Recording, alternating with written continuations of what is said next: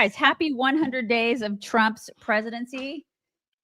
Woo! It's been a good 100 days. 100 days. 100 freaking days. This is good stuff, you guys. Would it really be like a first 100 days without somebody threatening to impeach him? I ask you. Because right out of the gate, you guys, we've got this guy that looks like Temu's Jimmy Fallon. He does. I don't, is it really Temu's Jimmy Fallon? He looks. That's who I literally thought it was a Jimmy Fallon skit when I first saw this clip. I thought, yeah, that's a good point. Because I thought it was a skit for sure. I was like, this is real. This is real. That MFer isn't real. There were some people, and I'm going to butcher his name because nobody had ever heard of this guy until literally yesterday, but he is a a congressman from Michigan. Okay. I think you say his name, Shri Thanadar. Yes, you got it. I think you got it. I did? Ding, ding, ding. Well, what does she win, everybody? Some people, because I made the quip about, thinking that this was a Jimmy Fallon thing. And then other people were chiming in saying, I thought that was Chris Kattan. Yeah, it could be Chris Kattan or it could be Mike Myers. We don't know. Right. I mean, we don't know. It could be a plethora of people. Yeah. But you guys, this is real. He's real. He made a video, which is way too long. We're not going to play the whole thing, but you're going to get the gist of it from the little clips that we pulled. Here he is. This is Congressman Shri Thanadar. Donald Trump has already done real damage to our democracy. I cannot. But defying a unanimous 9-0 Supreme Court ruling, that has to be the final straw. It's time we impeach Donald J. Trump. That's why today I introduced a resolution to impeach Donald J. Trump. Oh my God. He is a Muppet. You know that Spencer, our Indian correspondent, is like, okay, thank you. Come again. Come again. Come again. I can't with this guy. It's too much, you guys. It's too much on the 100th day. Is even happening? Like this cannot, I don't know. But it's real. This is totally real. And now the guy, guy whose name nobody knew, he's going to be the new big shiny object for the Democrat Party. God. Everybody's like, we should impeach his hair. Like his hair is a travesty. Is that real hair? I'd like to know. Is it real hair? Is it a tube? Bad. Is it one of those tubes? It's not good. Whatever it is. Mm-hmm. It is not good. Okay, you guys, listen, I got to remind you to drink your coffee this morning. Is everybody filled up?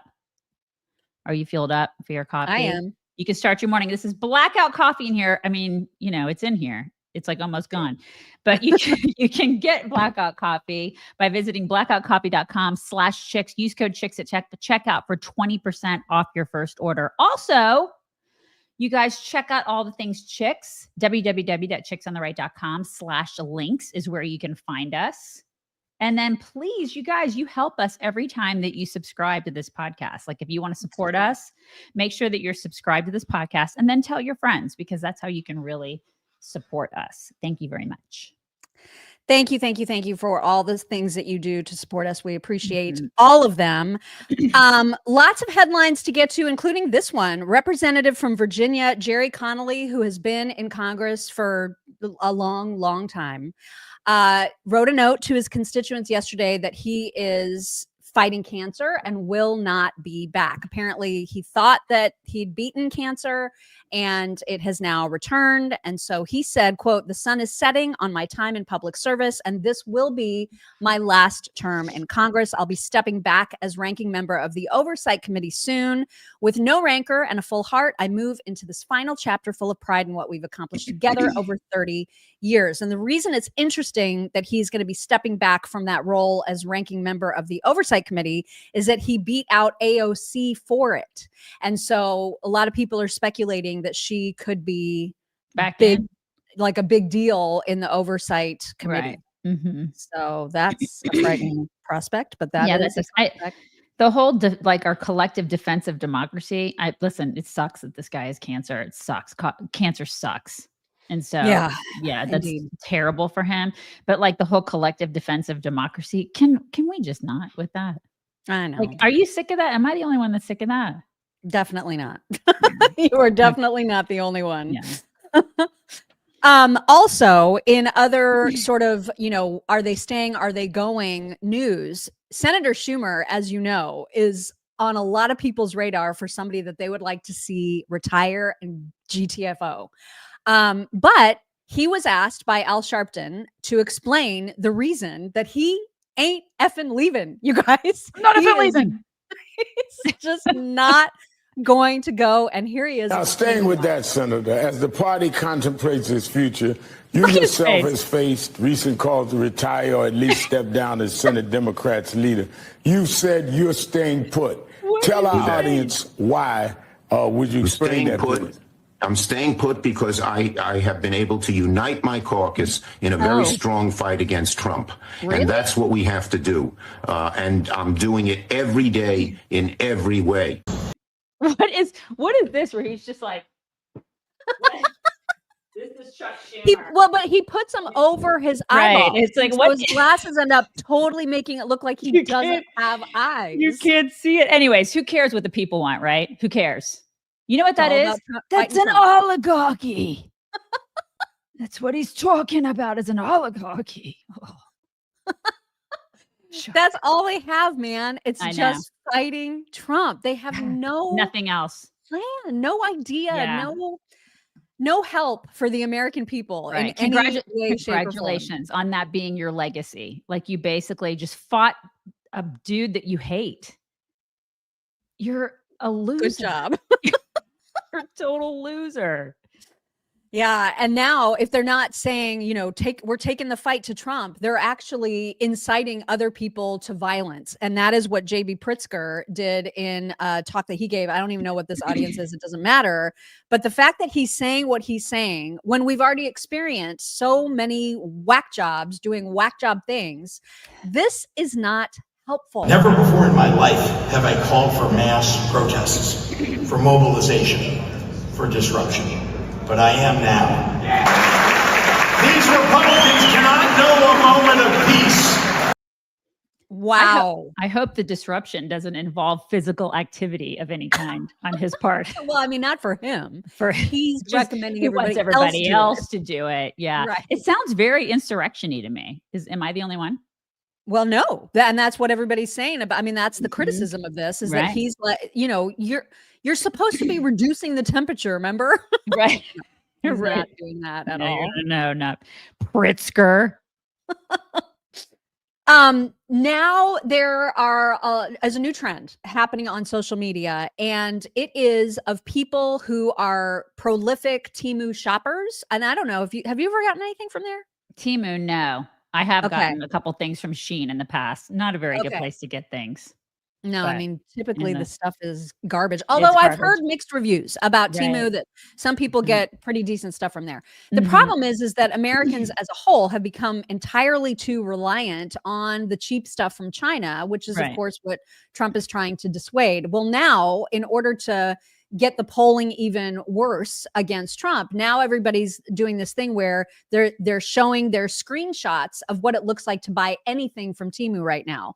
And it is pretty jarring. So for example, you go to order a $22 dress, there's a $31 import or tariff cost. So it ends up costing you $54. Yeah. And so, as this guy said, get ready and see anger like you've never seen before. Americans are addicted to cheap goods, and this shock therapy isn't going to go over well with them. And when I say that this is a trend, I mean it. Like, look at how this is the thing now. Everybody's doing it. Everybody's showing, oh my God, look at how mean Trump's tariffs are. Trump's tariffs are going to kill the American economy. This is what they're doing. Yeah, Democrats are posting a lot of this stuff, because this is what they want. They want crappy crap from China. Yeah. And they don't. It's like we've been saying from the very beginning with all this tariff stuff. It's like it may be a little painful. It's like it literally is like breaking an addiction. Yeah, it is. When you break an addiction, like when you go into, rehab, it's not fun. I mean, I don't know. I've never been there, but I know people that have gone through it, and it's not fun. It's not a fun process. But then when you come on the other side, life is great. And exactly. And I wish people could see beyond themselves. Like as Michael Seifert pointed out, he said, we as Americans have to make a decision. Do we want an economy dominated by garbage Chinese digital retailers like Shein and Temu, or do we want an economy that prioritizes quality American-made goods from American businesses? The choice should be simple. Buy American. Yeah, and I hope that there will be more and more manufacturers that come to fruition because of this. Yeah. Because it's like better for the American business person to do business in America, because that's been a problem over the past however many years.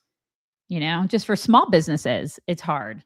So I worry that we're such an impatient culture. Oh, we're oh my God. Yeah. You know what I mean? And so now, and the polling, and I know polls schmoles, but the polling right now overwhelmingly indicates people are losing patience with the economy and Trump's handling of it. And that's not great. So we need to start seeing some of these deals happening, these trade deals, so that we can start to feel like, okay, we're making the progress that we need to make. Because I do worry about the midterms, you guys. I'm not going to lie.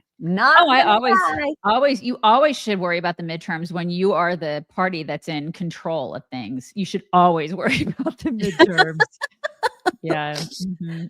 One of the great things about Daisy visiting me later this week is that it spurred me and my husband into action last weekend to finally get our fast growing trees planted. Oh my God. Because I'll be like, when are you going to plant those damn azaleas? When are you going to get the azaleas done? Oh now, God. I'm not taking credit for the actual planting because my husband gets all the credit for that. But you guys, can I just show you? He's going to be so mad that I'm showing this picture. But look at him. Look at him working hard out there. God bless him. Look at Ron.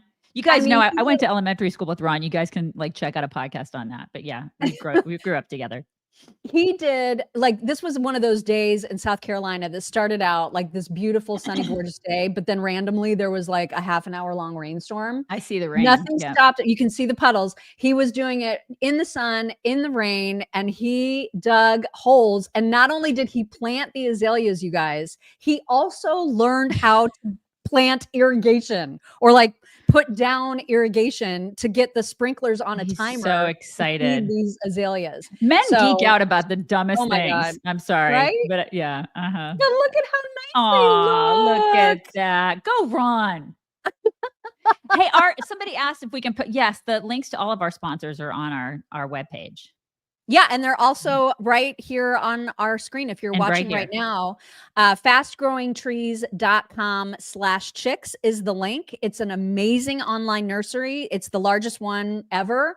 They've got over 2 million happy customers, and they've got any kind of plant that you could possibly want to plant, whether it's trees, shrubs, bushes, flowers, fruits, whatever. They've got it. It's spring. It's planting time. You can get 50% off of select plants right now, plus an extra 15% off when you first purchase something from there when you use code CHICKS. Again, the website, fastgrowingtrees.com/chicks. I highly recommend the azaleas. Just saying. All right. Back to news. So we've talked about Temu and all of that.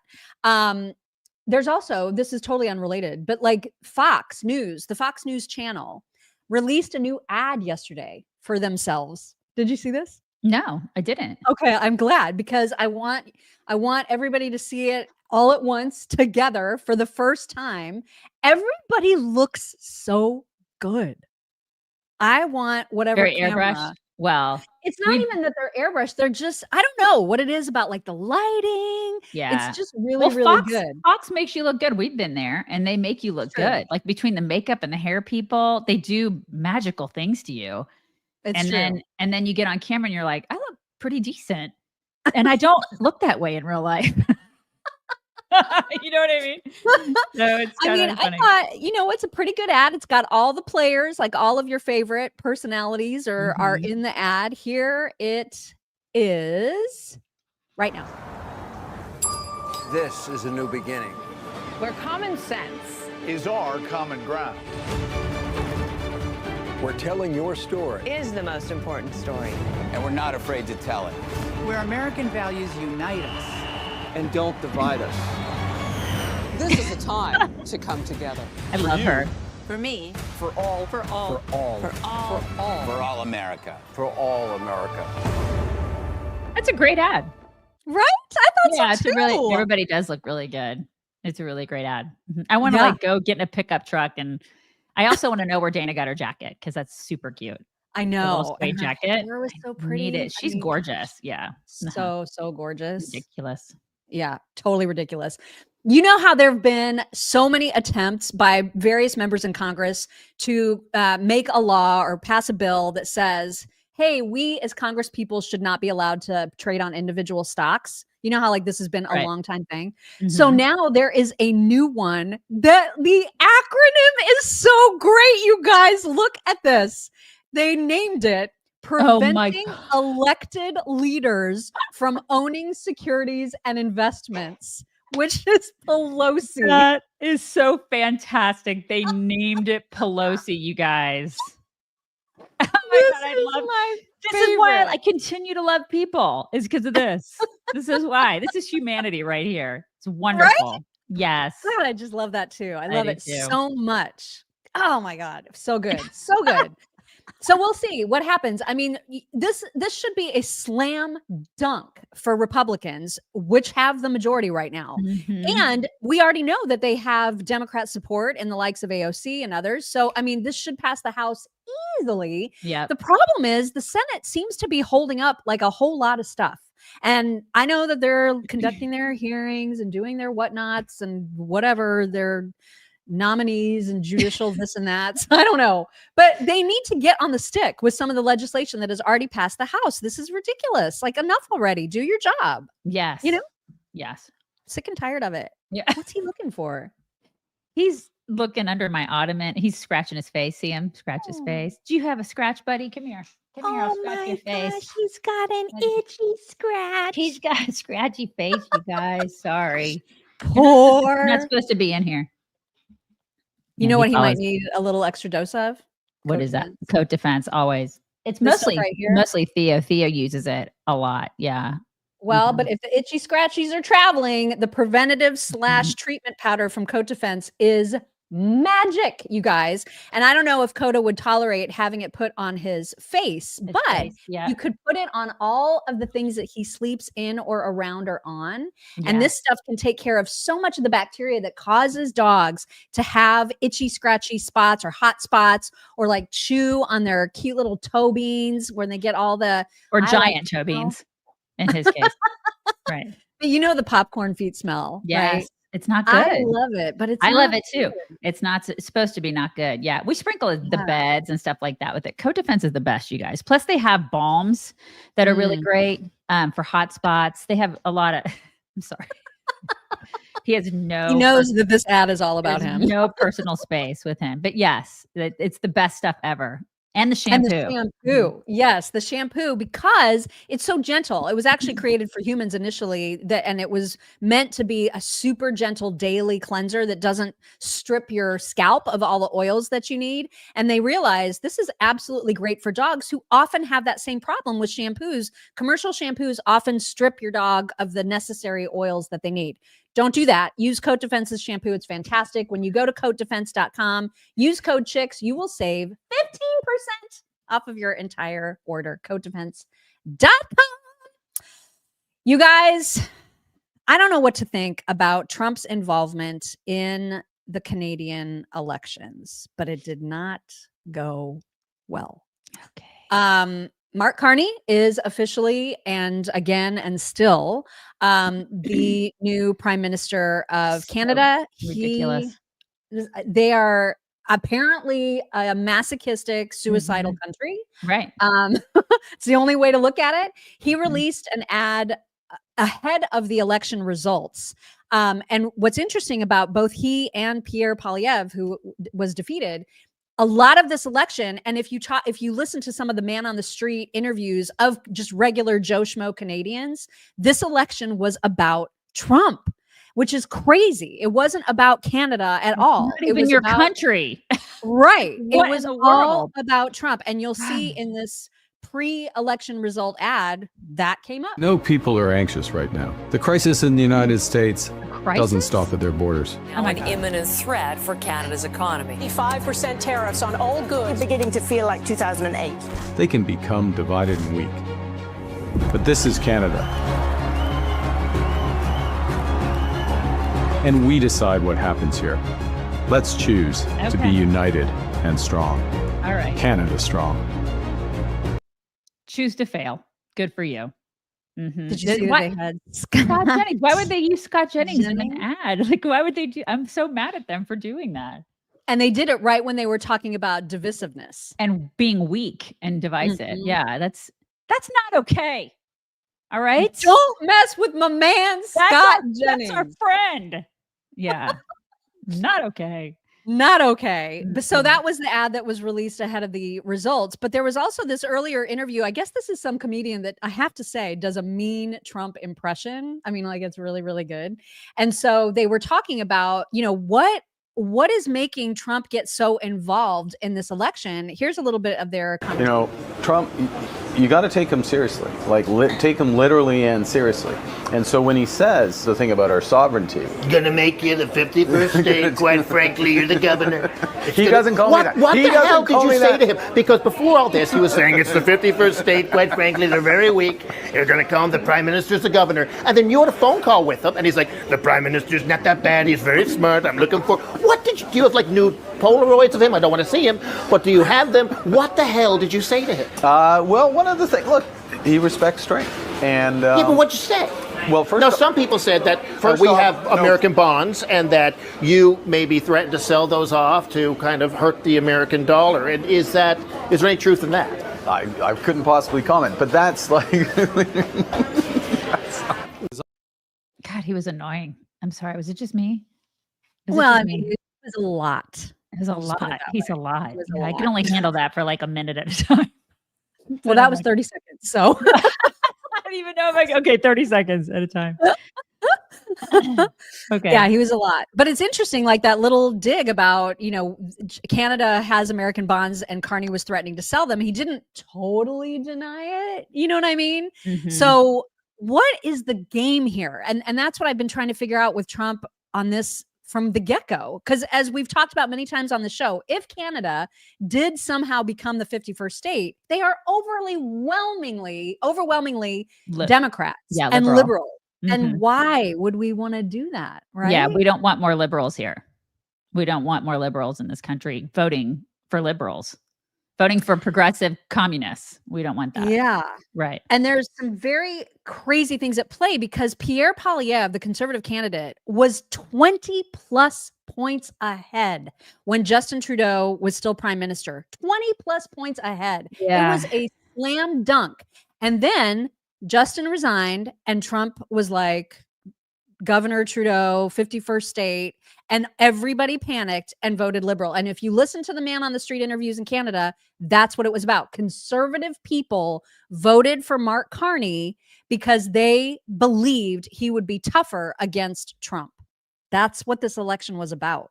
And they want to keep their sovereignty and they want to make sure that they don't become the 51st. They don't want to do that. Right. Right. Now, was that a master power play by Trump in that? Is it easier for him to deal with a weak-kneed loser like Mark Carney? It's a good theory. It's a good theory. I don't know. But I genuinely don't know. But I'm not sure either. I don't know what the long game is here. I'm sure he has a long game. I just don't know what it is. We should get him on our show. Mr. President Trump, you should come on our show. We'll ask you directly. Because, I mean, I'm sure there's a long game. I hope so, because this feels very disjointed and unsuccessful to me. Like, I think it would have been good for the world to have a Pierre Poilievre as the Prime Minister of Canada. Yeah, I agree. I agree with you on that. But then at the same time, I'm like, I don't live there. You know what I mean? I know that sounds completely selfish. I want to focus on America. So whatever. Yeah. Like I know. Well, yeah. Here's Mark Carney after the election results. And again, it was about Trump. For months, America wants our land, our resources, our water, our country.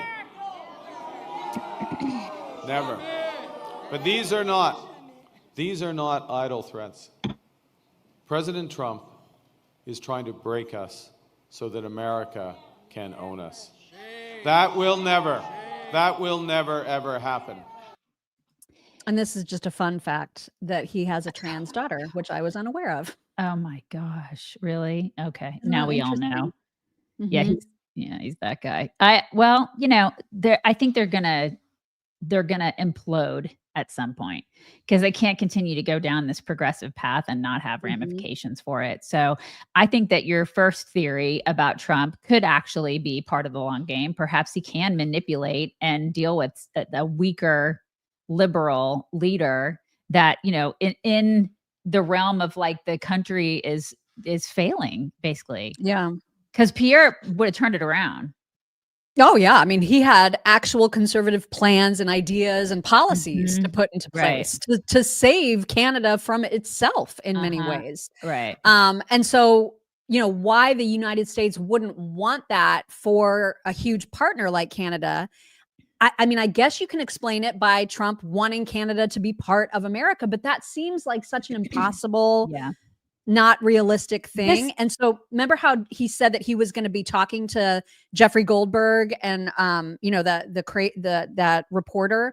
Right. They did talk about Canada, and we've got a exact quote. This is a direct quote from Trump about his plan about this. And you guys, it doesn't make any sense to me. Okay. So Goldberg said, "You seriously want them to become a state?" And Trump said, "I think it would be great." And Goldberg said, "Well, it's a hell of a big democratic state."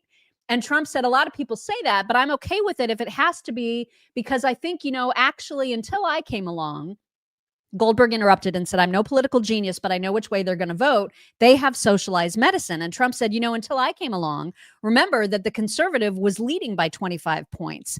Then I was disliked by enough of the Canadians that I've thrown the election into a close call, right? I don't even know if it's a close call, but the conservative, they didn't like Governor Trudeau too much. And I would call him Governor Trudeau, but he wasn't fond of that." And they won't like this guy either. They're not going to like more of the same. They just, right now, I think this just shows you the power of the media and how people are just so like, they just pull the wool over their eyes. People are just like, "Oh yeah, media, I'm just going to listen to everything you say."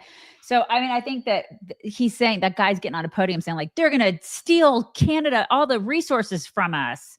And it's fear mongering. This is what liberals do, right? It's all fear mongering. So he won because of fear mongering, because even some conservatives bought into it.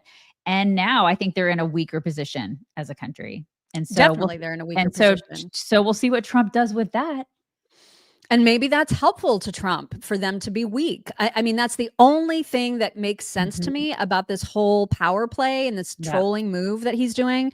Nothing else makes sense because, throughout the campaign, Pierre was just as Canada first and anti-Trump as Mark Carney was. And so I don't even know why that ended up being the selling point for so many Canadian voters, but it was.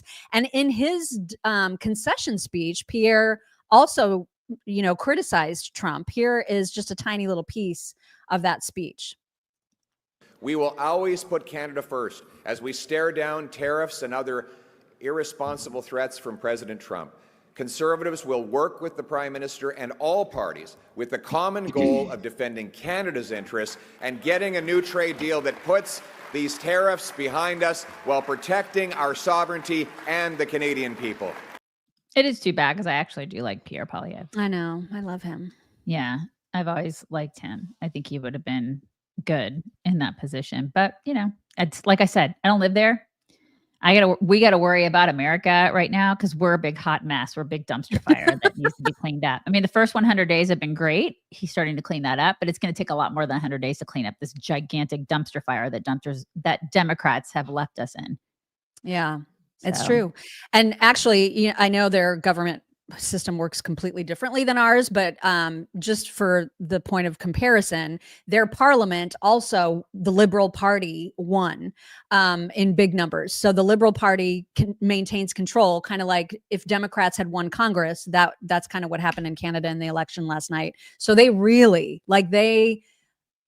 they masochistic to themselves into a big fat puddle of crap. They TDS themselves into it is what they did. That's exactly right. It just shows you how weak these people are. God, It's just pathetic. Well, and I don't know, what does this mean for Greenland? Because, he's been talking a lot about Greenland too. There's a relatively new prime minister in Greenland who's not taking kindly to the Trump talk of, taking over Greenland. Prime Minister Nielsen said this weekend that Trump's statements about Greenland are, quote, disrespectful and, quote, it'll never, ever be a piece of property that can be bought by just anyone. The talks from the U.S. have not been respectful. This is what they're saying up there in Greenland. Okay. So he's just saying he's mean and we're our own country and you don't get to talk about us that way. He's blunt and I don't like him because he's blunt. Okay. Do you think that Trump gives a shred of a shit if they like him?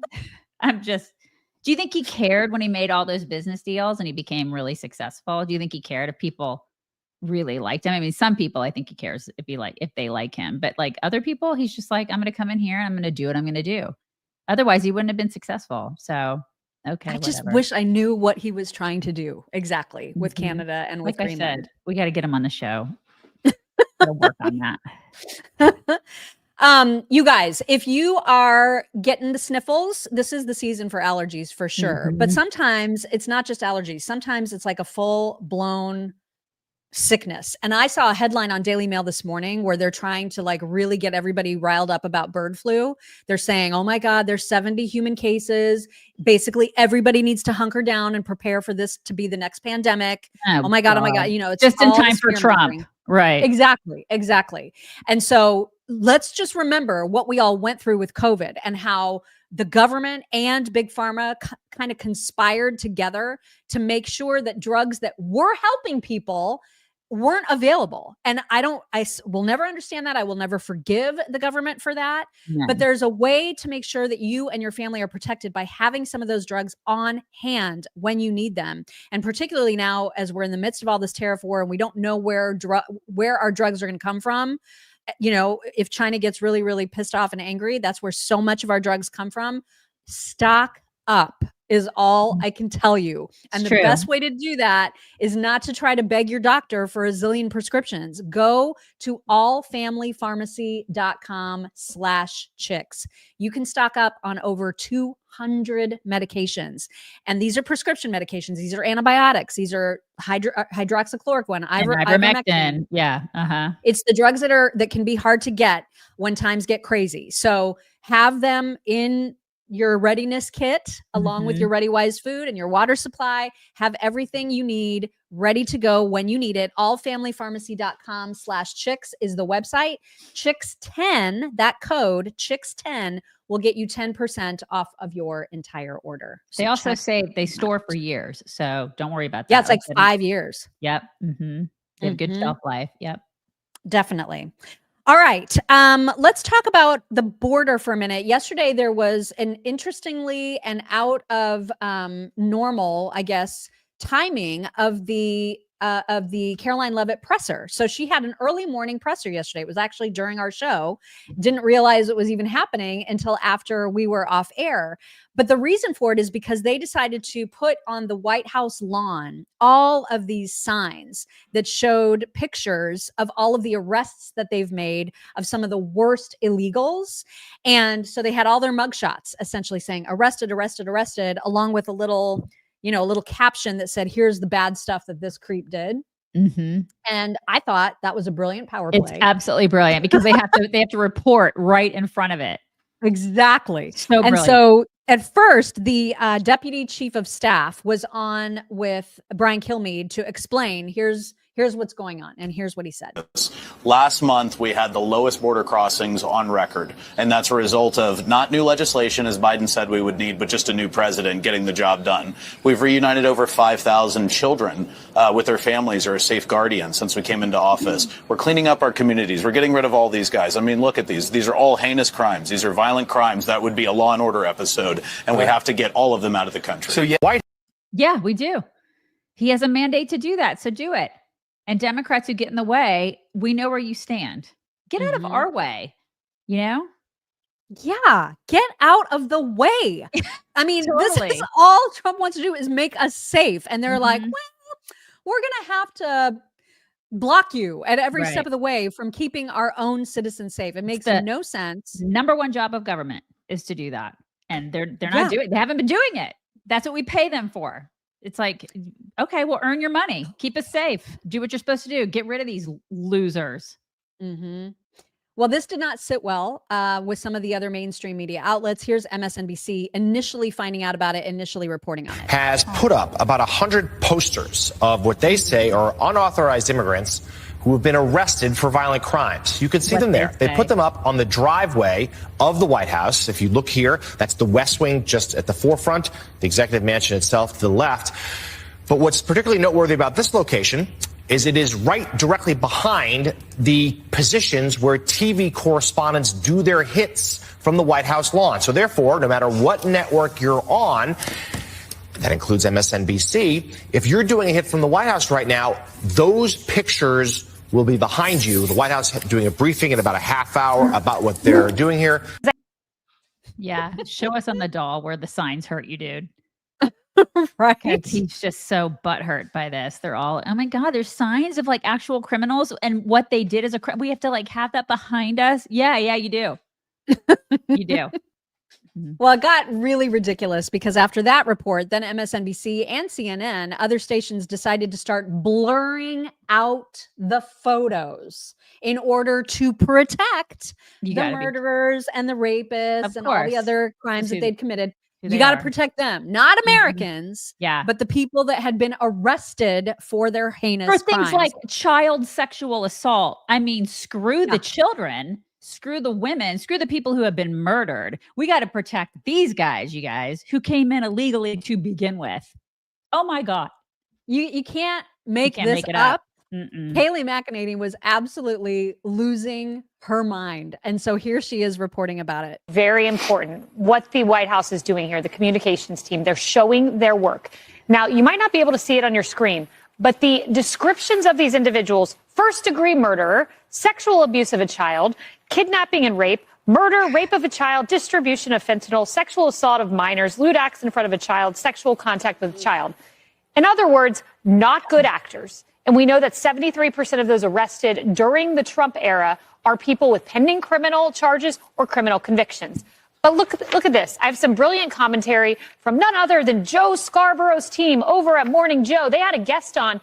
Guess what this guest said about those signs you're looking at right there? All of these people, they're mugshots. They've been booked and charged with crimes. Well, here's what they have to say at MSNBC. We don't know if they've had due process. Oh my God. They're booked. They get court hearings. Nevertheless, we don't know if, in fact, these individuals have a rap sheet. They're booked for crimes. So I would encourage those individuals that have this in the background of their shots, because reporters do hits from there, to blur the faces of these people. It blows my mind that the leftist press is more interested in blurring these pictures than standing up for Laken Riley, Rachel Morin, and the list goes on. Nate, whose story we covered, who was killed by an illegal immigrant in a car crash. They don't care about the American citizen. They don't. They don't care about him at all.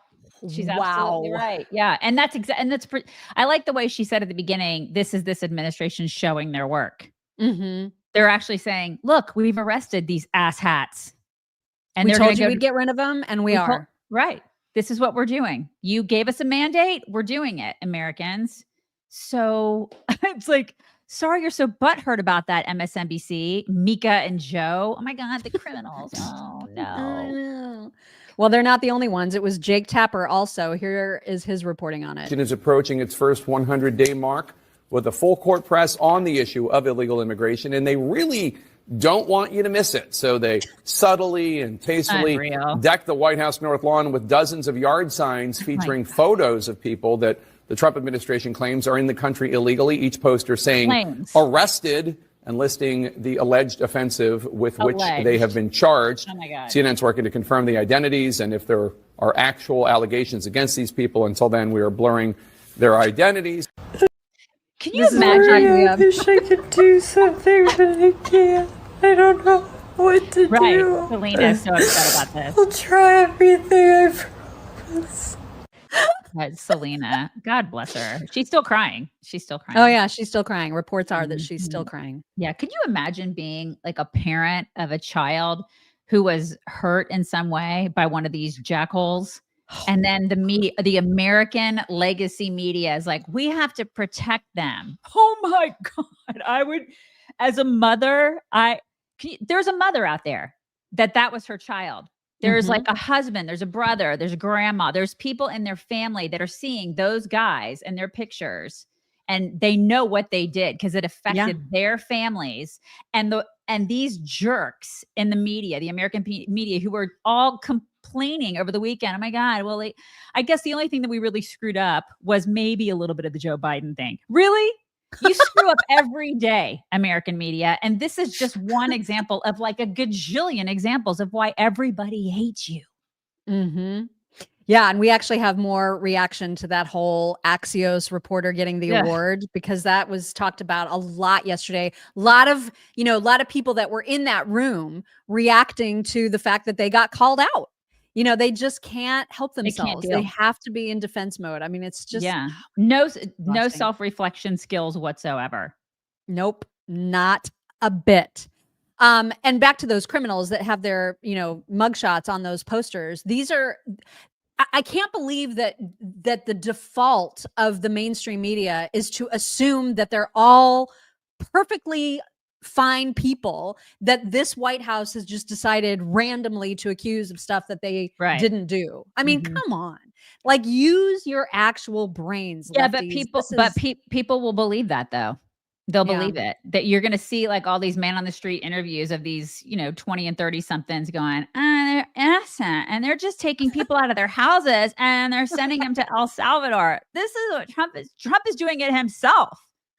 He's knocking on the doors and he's putting them in a van and then he's shipping them to El Salvador. I mean, it's like, this is what they think, because the American media helps them think that way because they suck, because they're a propaganda machine.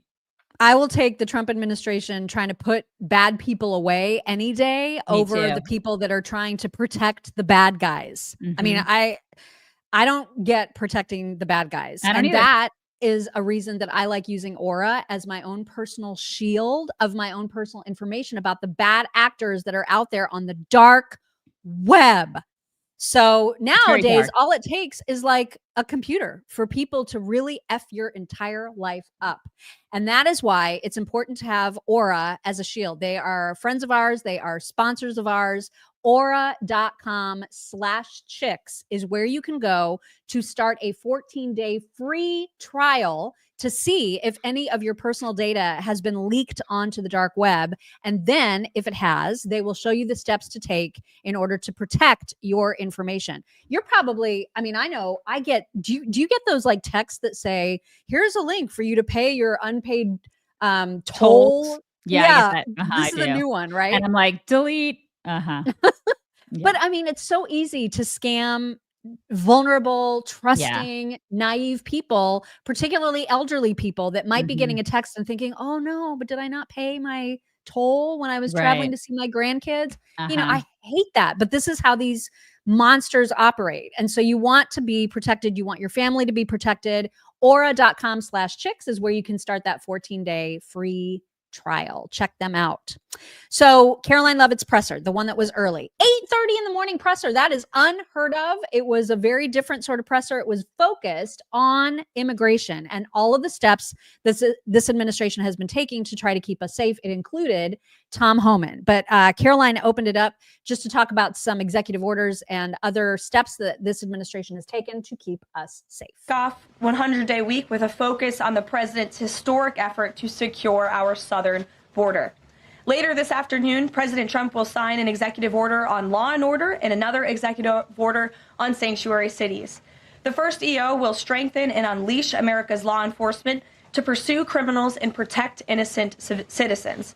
The second EO is centered around protecting American communities from criminal aliens, and it will direct the Attorney General and Secretary of Homeland Security to publish a list of state and local jurisdictions that obstruct the enforcement of federal immigration laws.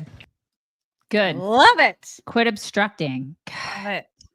These are like concealing. They're harboring criminals.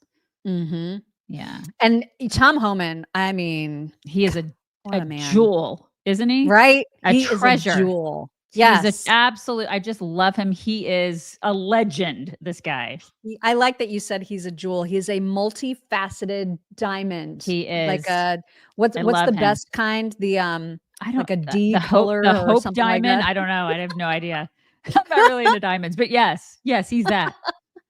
He's amazing. So he said something that we have said on this very show many, many, many, many times, which is that Joe Biden is the first president in history to actually unsecure the border on purpose. The first president in the history of this nation who came in office and unsecured the border on purpose. That's just a fact. Yep, it is a fact. So Total live with it. fact. So we're getting rid of the people that came in here when he did that. He flew them in, you guys. I mean, that is Without obviously any due process or vetting. right. Where was the due process? And so it's like, get him out of here. Get him out. I know, it's infuriating. So when Karoline was taking questions, one of the, like, I don't even know who this reporter is, but some snippy reporter was like, so about that wall, did Mexico end up paying for it? Oh my God. And so People. she started to answer in her normal professional way. And Tom Homan was like, let me answer that question. I'm going to go ahead and take that question. Right. And it was awesome. Here's that moment. How many miles are being built today? And is Mexico paying for it, as the president said they were going to? Well, first of all, I'll answer that question because I already answered it in my opening remarks. To date, since January 1st, there's been more than 85 miles of new border wall construction in various stages of that construction and planning. The president has made it clear to Congress that we want to see more funding for not just border wall construction, but also to support our ICE agents and our Border Patrol agents who are on the ground facilitating with this mass deportation effort. So he's clear that Mexico is not going to pay for it? Let's address that. Trump said Mexico won't pay for the wall. They have in a roundabout way, have they not? Putting 10,000 military on the northern and southern border, taking the action they did remain in Mexico. They didn't have to do that. They're doing it. Putting military on the southern border. Have moved illegal immigration to a record low. We're saving millions of dollars every day on detention, transportation, removal proceedings. We've more than made up for the cost of that wall because the actions of Mexico. So is Mexico helping build that wall? Yeah, because we're saving so much money, millions of dollars a day, that we can afford to build that wall. So actually, yes. Yeah. I know, right? He's like, what? He was listening. He was like winding up in his brain. He's like, oh, let me at him. Put him up. Just love him. And then kind of tying in with his remarks about how Joe Biden, unsecured the border on purpose. He gave a great example of that, one which I was not aware of. And this is the kind of stuff, these are the examples that need to be talked about more, because I feel like this drives that point home so well. But he talked specifically about how the Biden administration chose deliberately to house some of these illegals in fancy hotels at $500 a night. And there's a really sinister reason why, and he explains it here. These people into the interior of the United States and put them, rather than putting them into an ice bed. Why not put them in an empty ice bed at $127 a night rather than in a hotel room at $500 a night? They did it on purpose. Because when you put them in ice detention bed, they get a hearing in 35 days. Court records show 9 out of 10 people claim asylum, get order removal, they're gone. But if you release them and put them in a hotel room at $500 a night, their hearings can be 5, 7, 9 years. You pull out all appeals. And what are they hoping for then? That another Democrat administration's in power. Votes. They can warrant amnesty to millions. It's votes. Oh my gosh. It's votes. And we're paying for that. $500 a night. When was the last time you stayed at a $500 a night hotel? Right? I mean, just the rage. Oh my God. When I heard that, I was like, God, I mean, that is such a great example, a piece of evidence that isn't just a talking point about how Joe Biden unsecured the border on purpose. It's an actual example of how and why. And that's the kind of stuff that I needed to hear, like that people need to hear, because it's so sinister what Biden's administration did. So sinister. Yeah. And it was on purpose. Yep. They did it on purpose to put all of you and us in danger. That's exactly right. This is the third or fourth in a ridiculous series by Eric Swalwell, where he has some guy come up and say, what the F is up with XYZ? And so there's a new one wherein Eric Swalwell grabs onto that lie of a current media Democrat narrative that Trump is basically single-handedly deporting children with cancer. Like this is the new. Right. That's what. And we talked about that yesterday. It's absolute nonsense. Marco Rubio shot that down well, but it didn't stop Eric Swalwell from making another one of his idiotic videos. Here it is. Hey man, you're back. Yeah. What the fuck is up with Trump deporting 2 American children to Honduras? There's a special place in hell for somebody that would deport American children to another country. I mean, that is some sort of cruelty that I didn't even think we were capable of, but I guess we've gone there. So that means we all need to ramp up what we're willing to do, peaceful protests in the streets, action in the Congress, and how we mobilize the ballot box to stop this. I cannot believe that even a Chinese spy would sleep with that. It does he not disgust you in every way? Oh my God. Like it's just my skin crawls when I see him. Yeah. It's vile. Oh God. It's like with the open shirt and the yeah. Gross. And the whole pretend, oh, you're back. Like I didn't know that you were going to be video bombing me. Sandra, you're so right. I can smell him from here too. Yeah. He smells like weakness and Dracar Noir. And socks. And sweat. And he farted right before that. And all that together, mixed together in one big smell. You're welcome. That's Swalwell. You're welcome for that this morning. Oh God, it's so gross. I know. All right, moving on to this whole Axios reporter getting the prize for all of a sudden telling his entire batch of colleagues, hey, maybe we should have done a better job on covering Joe Biden's cognitive decline. Like maybe we should own a little bit of that. So Karoline was asked about that in her presser yesterday, and here's what she said. President struggle with his day-to-day duties of this office. We watched our country be ran into the ground as a result, and nobody in the media wanted to write about that, talk about it. There were many reporters, I will say, right-leaning reporters who did talk about that, who didn't get awards, didn't get coverage. In fact, they were lambasted for their coverage. And I remember being on President Trump's campaign, talking about Joe Biden's clear mental incompetence and being accused by people in this room of manufacturing deep fake videos, trying to persuade the public into not believing what they saw with their own eyes for many years. And I think it's about time the legacy media finally admits that was one of the greatest cover-ups and scandals that ever took place in American history. And certainly it did contribute to the decline in the trust that Americans have for the legacy media. They did that. They did it. And by the way, she looks amazing in powder pink, does she not? I know. Totally She's her color. so good and so gorgeous in every way. Like it's just kind of nauseating, frankly. But I've noticed about her too, that one thing about her style, I mean, she's got amazing style, fashion style, and what she wears never makes you look at what she wears. Do you know what I mean? Like she always just looks so with KJP, you were always like, what is that pattern? Wearing? Why do you look like a bumblebee today? Or like, you know what I mean? It was always I totally know that's a great point, Mock. Yeah. Because that's good. That's like good style is when you look beautiful. And it's kind of like somebody who buys a wedding dress. You want to make sure that the dress doesn't overpower you. She does that in everyday life. It's like she just you're right. They look at her and not the clothes. Even though the clothes are pretty awesome. Right.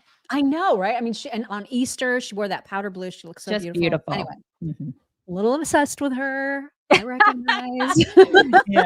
She's good. But she's right about how much trust was eroded and how it was at their own hands. It was at the media's own hands. And she also talked in a separate interview about how else fake news presents itself. And one of the examples she gave was how she'll get emails from reporters about to publish a story like 20 minutes later saying, we need your comment. And then if she doesn't comment, then it's like a slam on the administration, right? So she talked about that right here. Fake news is not just wrong information in a story, but it's also acting in bad faith as a reporter and not giving who you're writing about and your sources ample time to respond. There's nothing worse than when I see a reporter in my inbox 20 minutes before a deadline with an entire story written and panned out. That's acting in bad faith. They actually don't care what we have to say. They don't care about the facts in our point of view. They're just emailing us to check the box to say they reached out for comment. So that's fake news, not just, inaccuracies in their reporting as well. Yep. I can't believe she's only 12 years older than my daughter. Isn't that wild? It's wild. Yeah, that's wild. She's so talented and accomplished. And so young. Mm-hmm.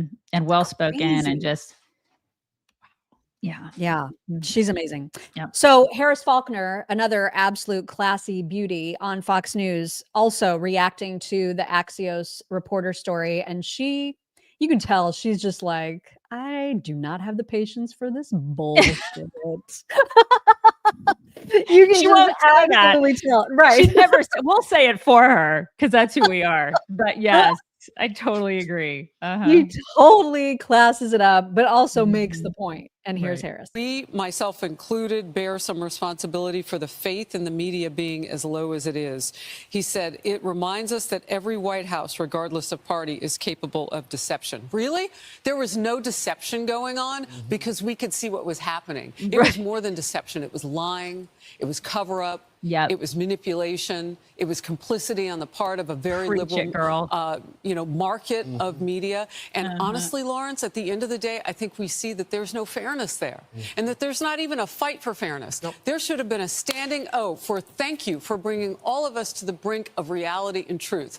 But there's no celebration of that. There was sort of a mealy-mouthed, you talk to journalists after. I don't know. Maybe they did feel some guilt. Let's see. They ought to, because they let the public down. Yeah. Yep. We knew. They let us down. We all knew. But this is the thing. And then they're like, why are you guys calling us the enemy? Because you are. You are that.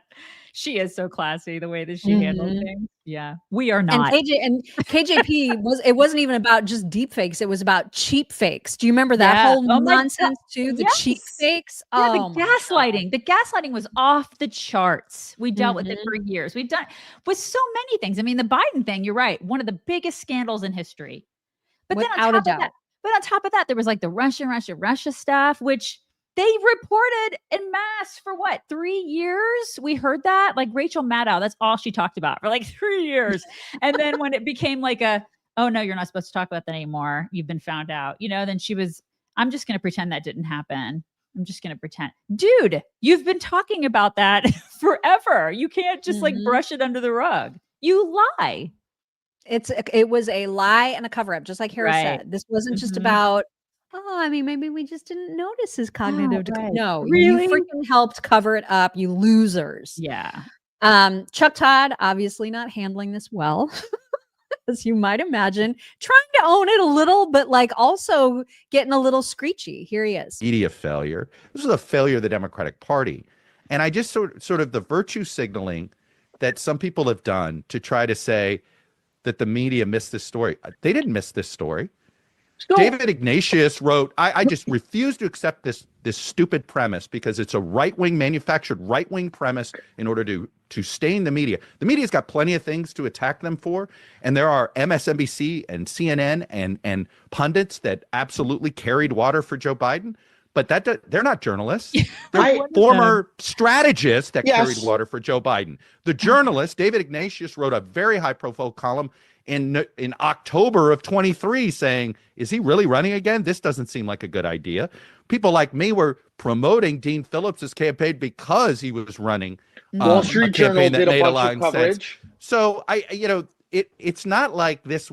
This isn't WMDs where the White House worked with the mainstream media to manufacture a story that did not exist. That was a press failure, massive press failure.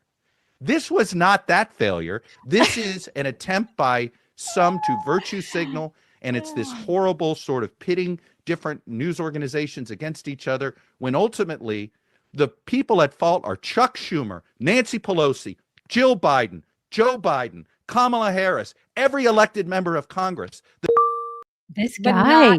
Not the but press. Not the media. No, the media. No, even though they were complicit, it was a propaganda machine. They were working with the administration. For you to say that they weren't, oh my God, this guy, it never ends, right? And he's super defensive. Yeah, super defensive. And he's talking to Chris Cillizza, who also is trying to excuse it. I mean, he owned it, I guess, a little bit more. I'm not going to play because he talked a lot, and we're not going to subject you all to that. But he blames it partly on, he called it unconscious bias, which isn't that a Prince Harry term? It's either Prince Harry or I get confused between unconscious bias and unconscious coupling by like all the celebrity divorce people. I don't know. Everything's unconscious now. So this is what he tries to blame it on. See how much you think this holds water. Any study that you ever see about who reporters vote for, they vote for Democrats much more than Republicans. And I think what was going on here is I think it was an inherent and sort of unconscious bias more than a conscious bias. But I think the reporters covering this White House were too willing to take the Biden team's word for it. Anytime you asked about Joe Biden, they would say, well, I mean, he's 80, moves a little bit more stiffly than he did before, but man, he is totally with it. He outworks our 20-something staffers. And I think reporters were too willing to just say, okay, that makes sense. They were too credulous. They didn't ask enough questions. Their skepticism meter was not turned up high enough. So they didn't do their job. Kind of sounds like that to me. You're saying all the words except that. Right. They didn't do their freaking job. They didn't do the number one thing that they were supposed to do, which is journalism.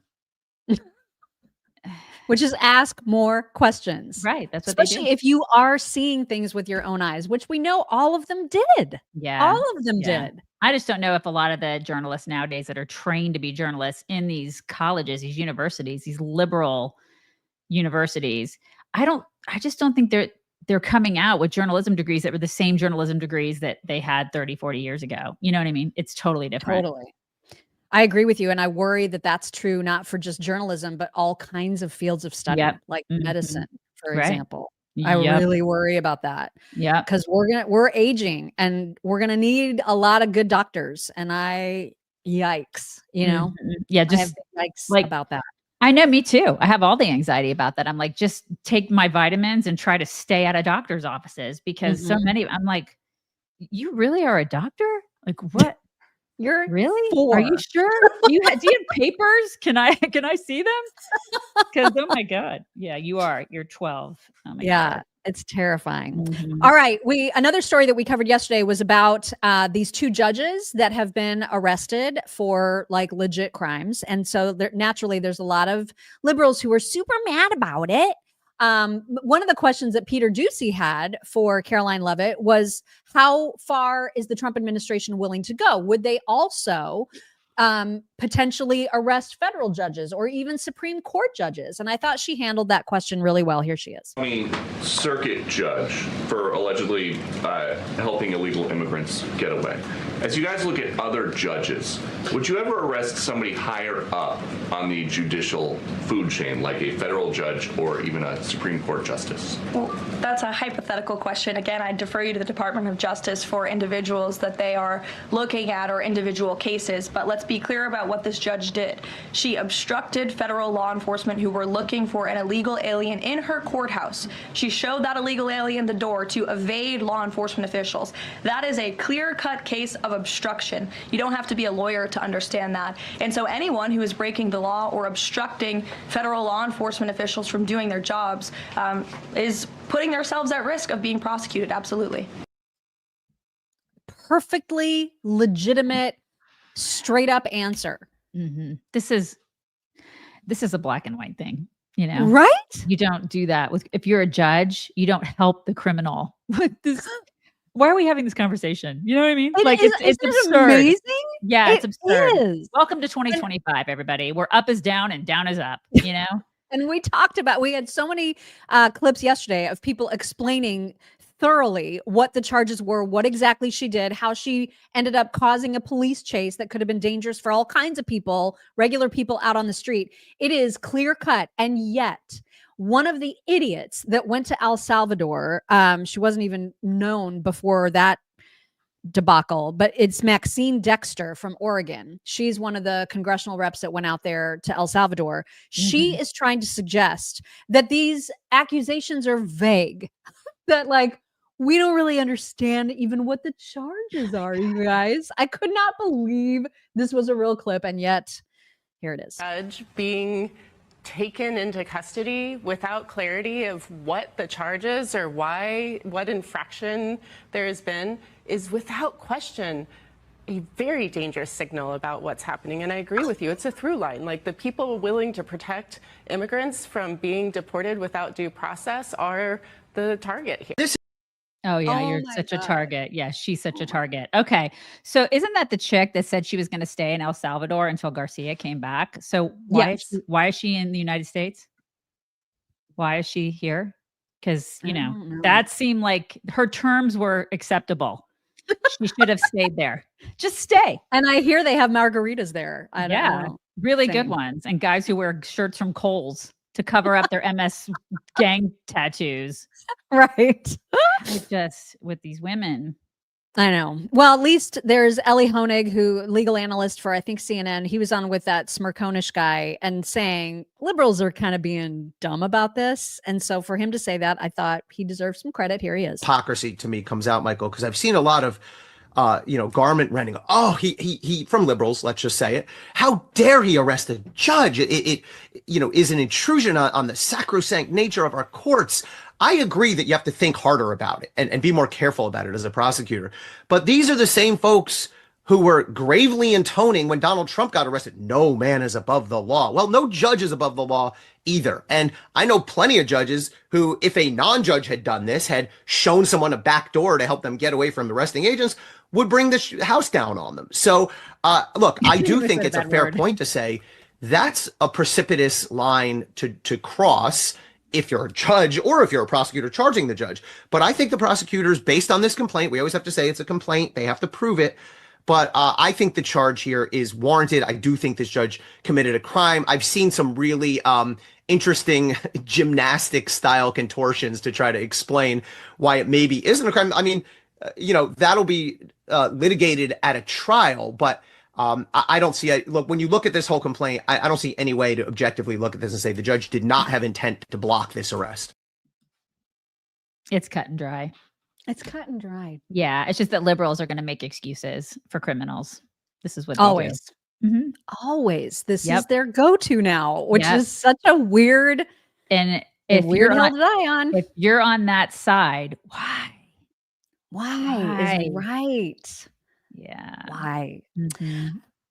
One of the judges that is mad about this and who also thinks this is an overreach for the Trump administration to press charges against that my judge God. surprised me. And it was Judge Napolitano.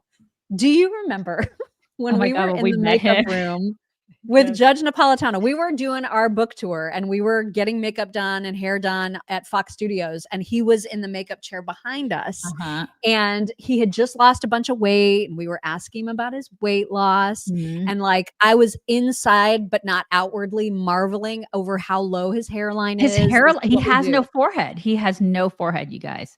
It's wild. It is wild. It's Yeah. wild. It's like right there. So, but I mean, I always thought he was relatively reasonable. So to see a tweet from him or a story from him that he believes this is an overreach was really surprising, Mhm. but not nearly as surprising as the retweet of it from Brianna Morello. You guys, I feel like this is a big deal, what she's saying about him here. So check this out. It's on a tweet where he said they're on a bit of a jihad against judges. They decided to make an example out of this, talking about the overreach. And then she said he knows a thing or two about overreach. In April of 2019, he rubbed his groin on my backside while standing in a completely empty elevator at the Fox Corporation building. This took place while the both of us worked for Fox News. I documented everything, and I wasn't the first brush up. So let's hold back from publicly discussing the topic of overreach, Napolitano. Oh, damn. Oh, damn is What is right. it with all the horn dogs at Fox? What is that? What is that? I swear to God. Like, I if some guy mean, did that to me in an what? elevator, I'd turn around and I'd probably deck him. You know, That would get an elbow. That would get an elbow There's right some away. sort of an elbow, or like there'd be some sort of a knee to the groin. You don't get to do that, you know? I kind of wish I younger just- girls would just do it like the Gen X women did it. You just punch them, you know? If they're a horn That's dog the and they're getting all thing, up in though, your you business. guys. This It's a is thing. like a story, you know? It is. It is just like, yeah. And so he's probably like, I'm going off into the bushes now. I'm just going to stop talking about this judge. Right? It's okay. I was not prepared to hear that story. I mean, And he's a so, little guy. You could take yeah, him. he's itty bitty. Little man, tiny Itty man bitty guy. with the Yeah. no forehead, you know? No forehead to speak of Right. whatsoever. It's Yeah. crazy. Speaking of skeeves, the Epstein files. TikTok, where are they? So, in Karoline Leavitt's alternative media presser, DC Draino asked her, when are we going to get the files? And so here is what she said in response. Do you have any updates from the DOJ or the FBI on when those files are expected to be released, and also when we might start seeing some arrests of the client list? Sure. I can assure you that the Attorney General and her team at the Department of Justice are working on this diligently. For a specific timeline, I'd have to check in with them, and we can certainly do that for you, Rogan, in the effort of transparency. But I will tell you, the Attorney General is a bulldog. She is someone you want on your team, and when she wants to get something done, she gets it done. I've seen her do it in various instances already in her time as Attorney General, and when she makes a promise, she keeps it. So I think I don't have a specific timeline on you for that, but I do know that they're working on it over there. I mean, it's a You good? political answer. I mean, I'm not good. I really want it. I just want to, what do you have to do to the list? Like, what is it that you have to do to get it ready? And it takes this long. I don't get it. I just don't understand what's taking so long. I don't. Yeah, I don't get it either. A lot of time. It's just a list of people. I just want to see the list of people, you know? This isn't hard. Yeah. Yeah, I play that because, you know, that's the I appreciate reassurance. it. Yeah, I appreciate the So- reassurance, but I'm not reassured. So Yeah, I kind of feel give us the mean, freaking maybe a list. tiny bit reassured. Put I it don't up know. there. Virginia's gone, you know? Right. No need to protect that particular witness any longer. Right.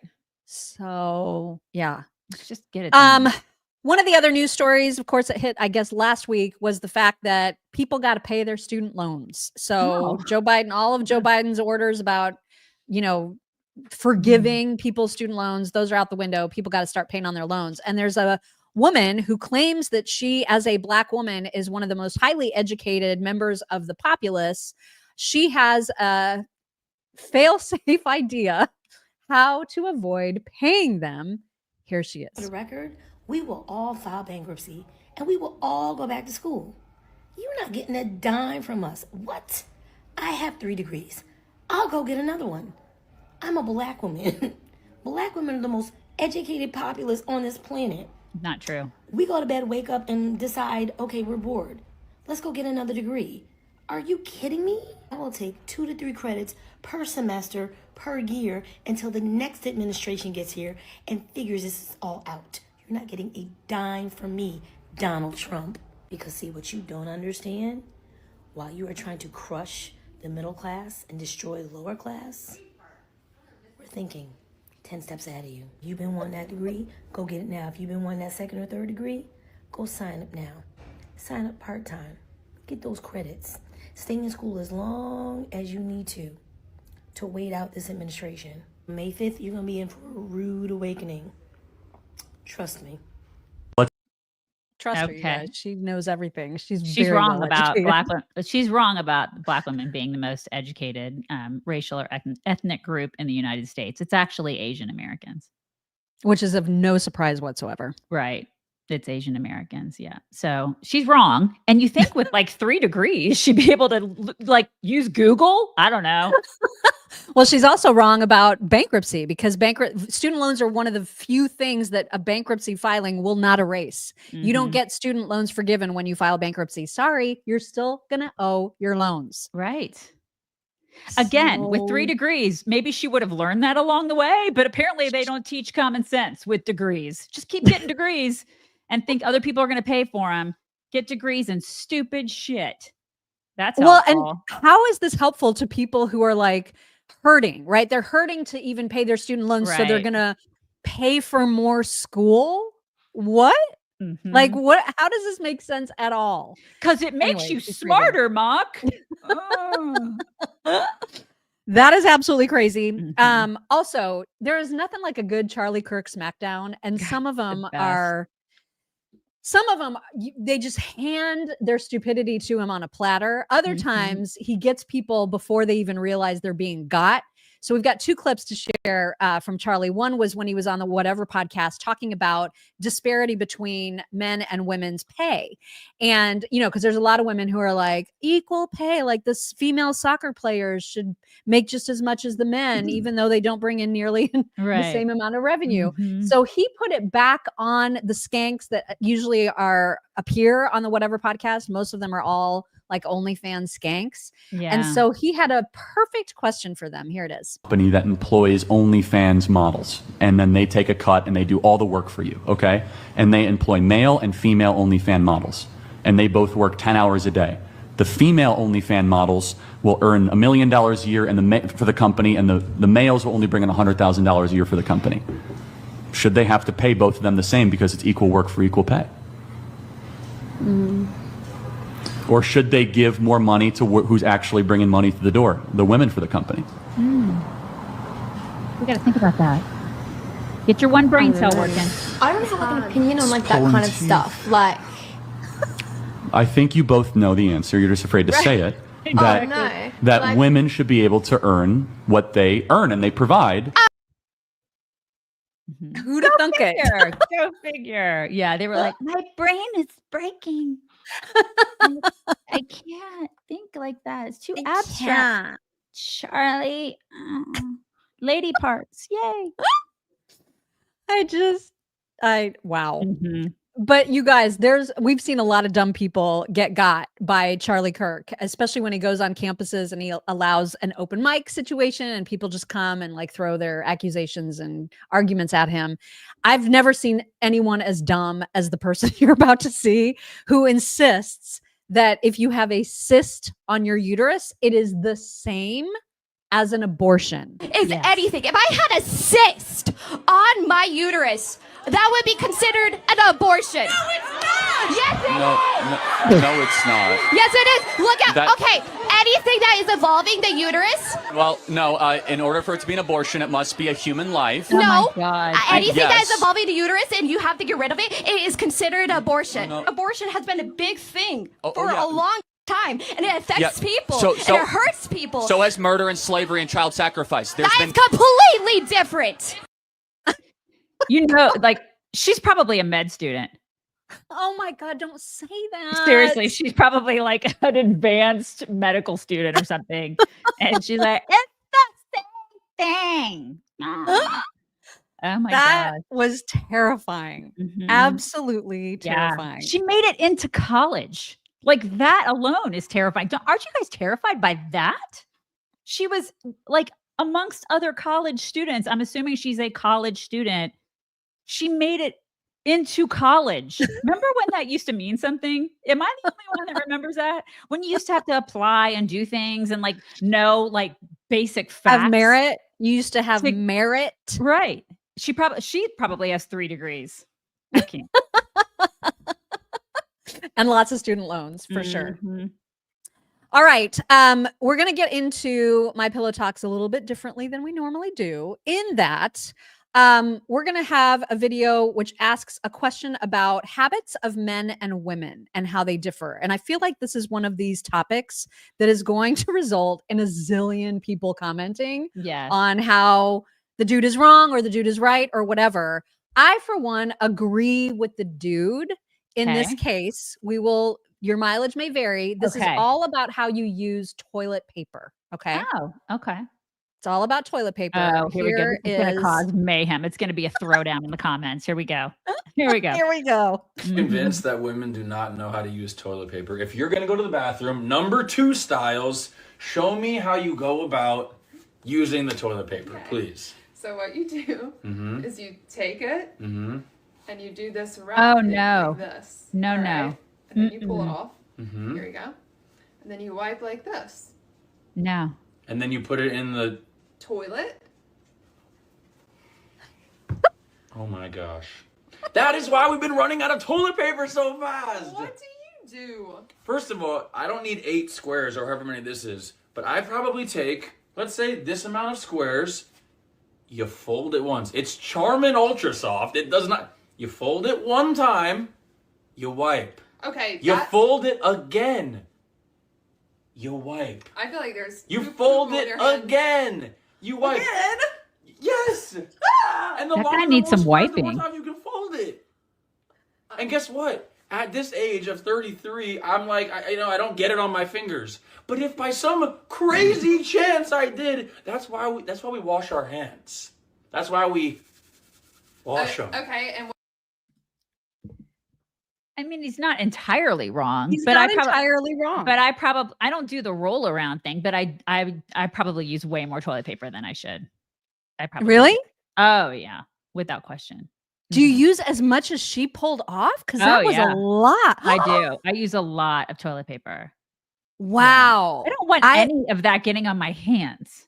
Well, I mean, yeah, I but still like wash my how? hands, but still. That's the thing. Like at this point, people you grow into knowing how not to get it on your hands without using like an entire roll of toilet paper. I think is his point. But some of us just like to have a lot of toilet paper, you know? You know what it is for me? Ever since we moved to a house that has septic, I'm so freaking paranoid about it, Right. about like clogging the system, that I use it way more sparingly than I ever have. I mean, I use it till it does the job.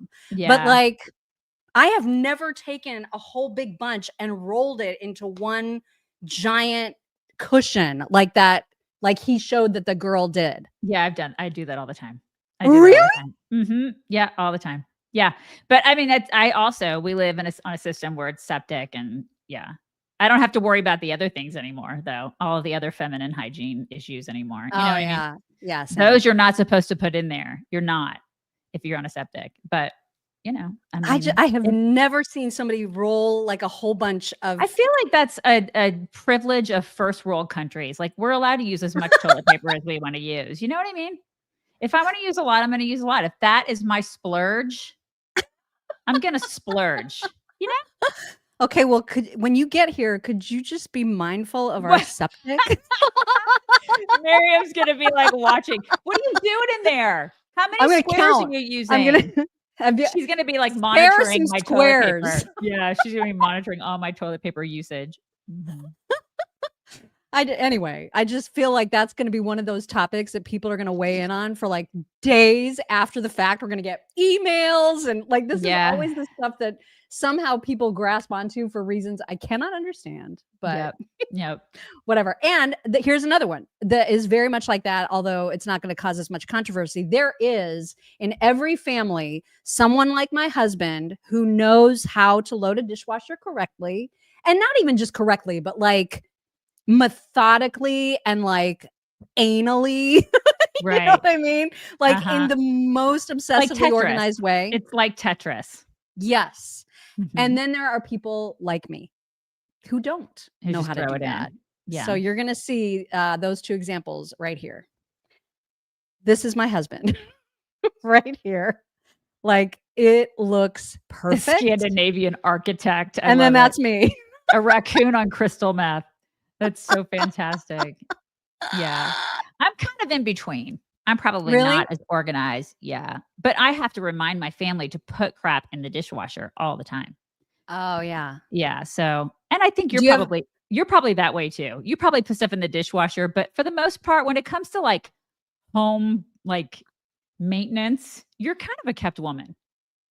I mean, I have kept been woman. trained much better in this house. And I think because I care about this house more, where my last house, I didn't give a shit about it. Yeah. And this house I care about. And so I do more now than I ever have to kind of keep it tidy. Right. Yeah.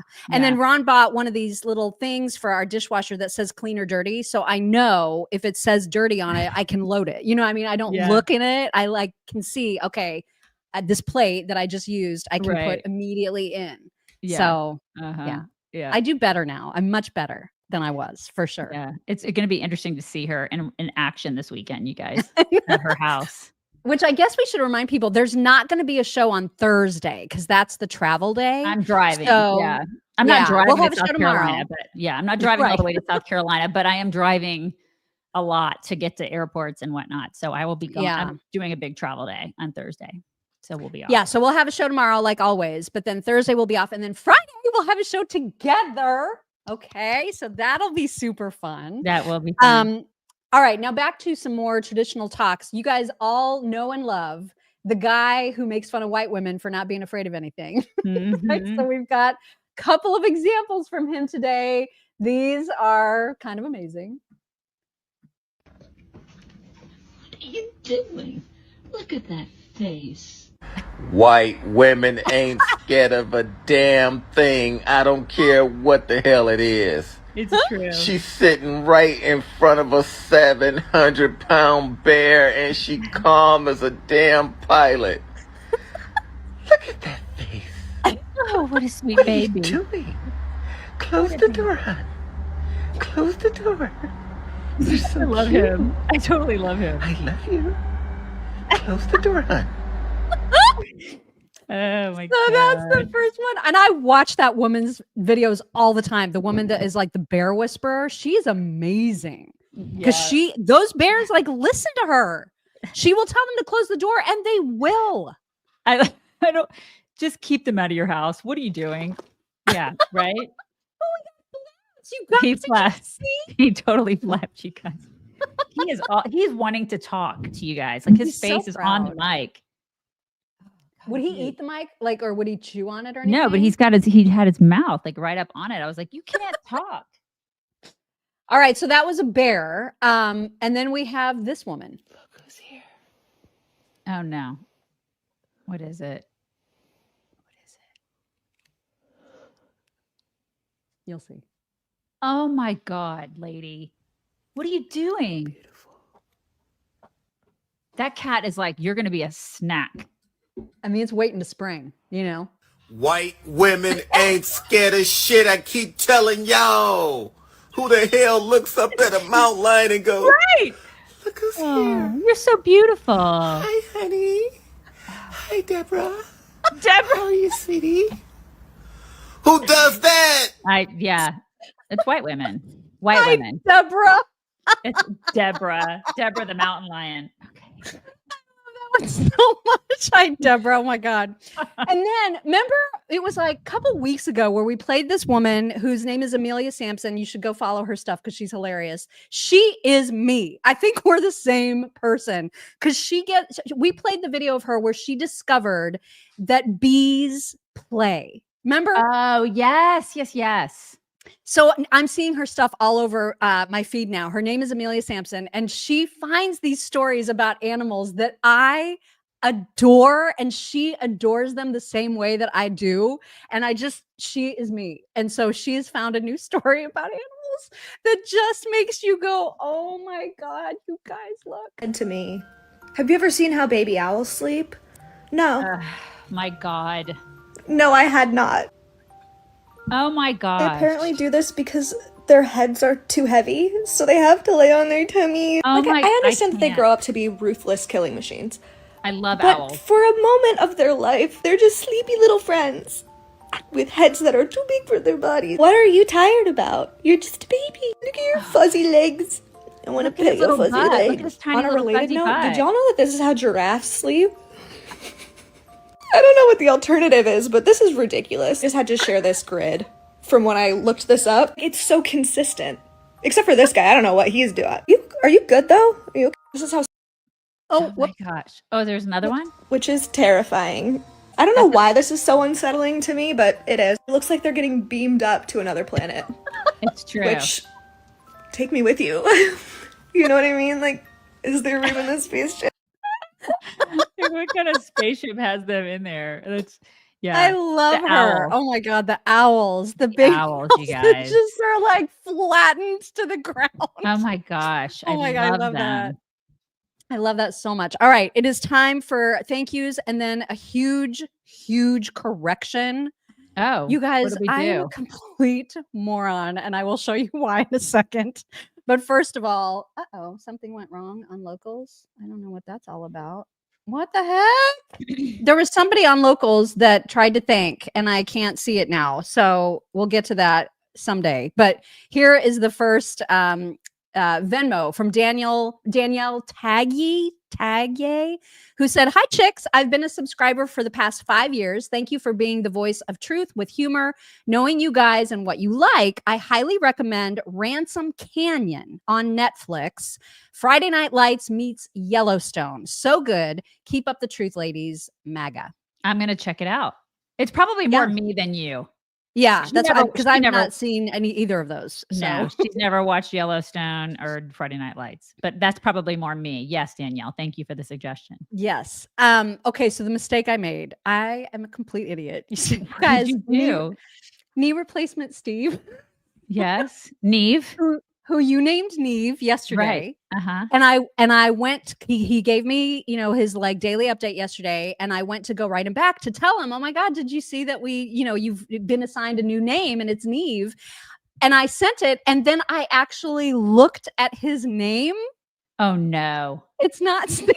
I don't what know where is I it? came up with that. What is it? What's his name? Oh my God. His name is Scott, you guys. I don't even know. Know where I got Steve. I just said it, and it's stuck in my brain, and it is not Steve. It is Scott. You know what it is? He watched yesterday thinking that there was a whole other dude giving me daily knee replacement updates. You know what? We need to call him now. We need to call him not Steve, but not needs to be spelled Knot. Not Steve.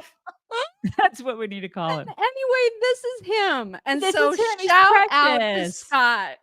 Scott, we're so sorry.